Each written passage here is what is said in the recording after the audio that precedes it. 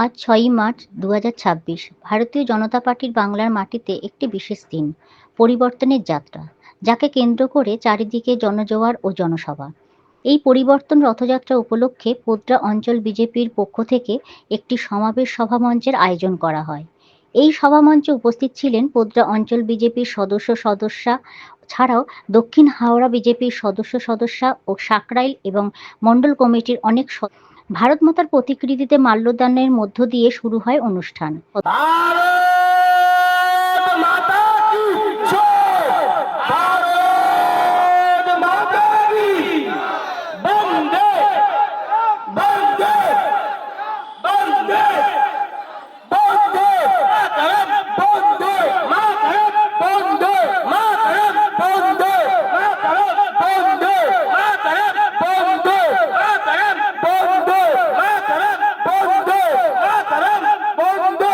বিভিন্ন সুবক্তা সরব কণ্ঠস্বরের মাধ্যমে মুখরিত হয়ে ওঠে চারিপাশ, গুঞ্জরিত হতে থাকে ভারত মাতা কি জয় ও জয় শ্রীরাম ধ্বনি।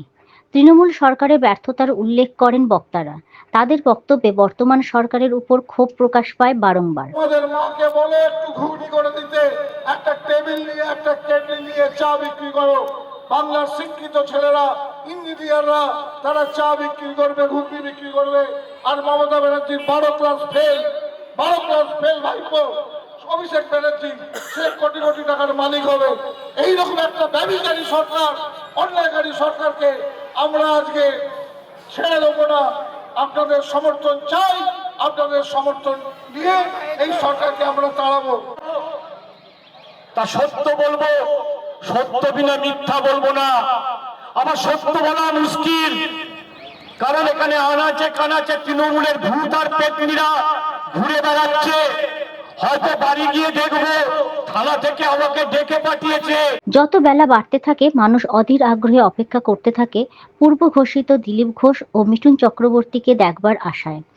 অবশেষে বেলা 1:40 নাগাদ আসতে দেখা যায় পরিবর্তনের রথের মহাযাত্রা।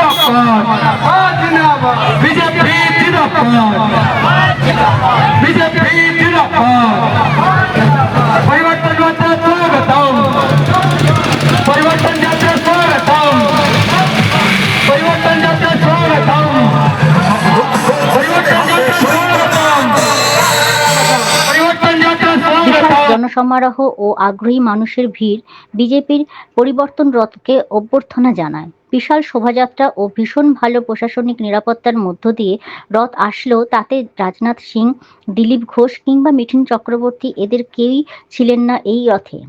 এতে উপস্থিত জনতার কিছু অংশের ভিতর অসন্তোষ প্রকাশ পেলেও মোটামুটি সুষ্ঠুভাবেই পরিবর্তনের রথযাত্রা আন্দুল রোড ধরে এগিয়ে যায় নিজের গন্তব্যের দিকে।